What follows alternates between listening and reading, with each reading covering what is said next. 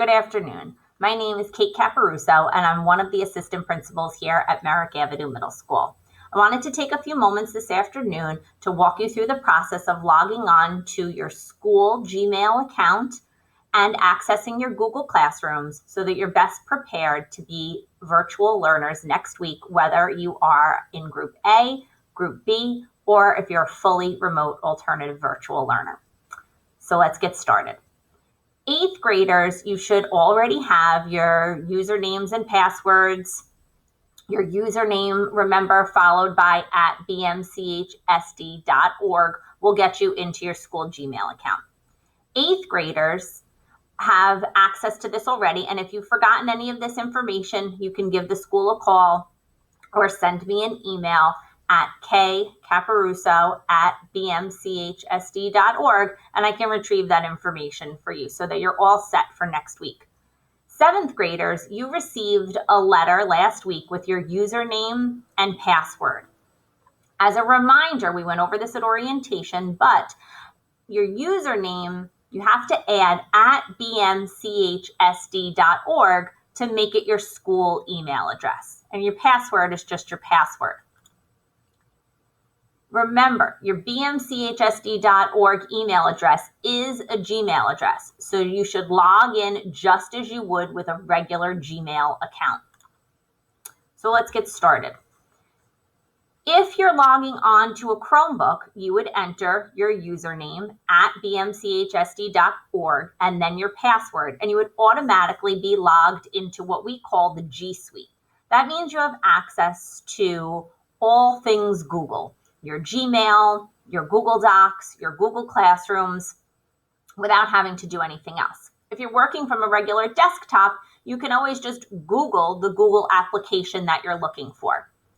And it'll come up with Gmail, Google Classroom, whatever the case may be.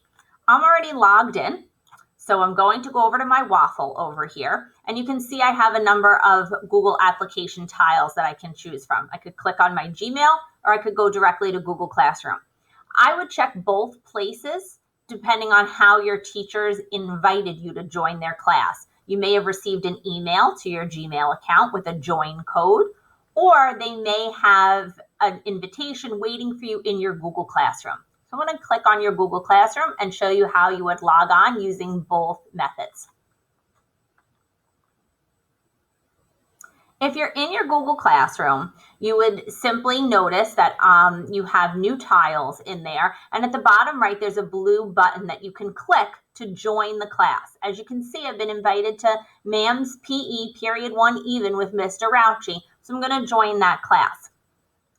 Another option may be that you found an invitation with a join code in your Gmail account. You just simply click on the plus button. You have an option to join class or create a class. We're going to click on join class.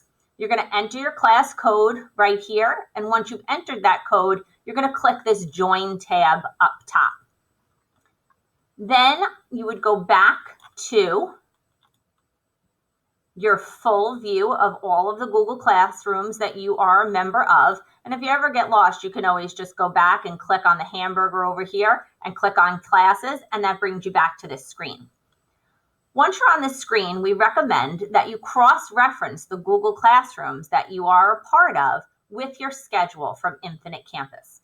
8th graders, you have access to the Infinite Campus portal based on the login information you were given last year. 7th graders may not have access to the portal yet.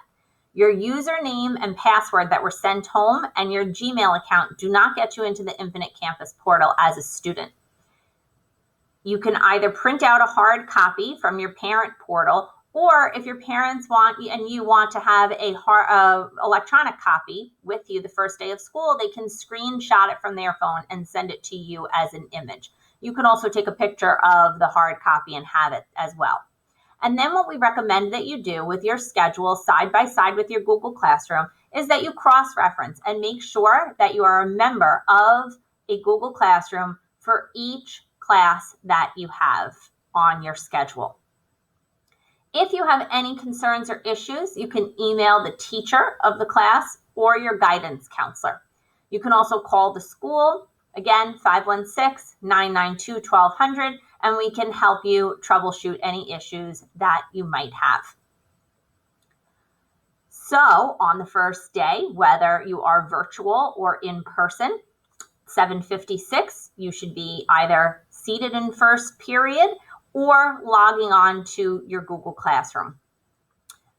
We hope that this has been helpful and informative, and we wish you a wonderful school year, both in person and online.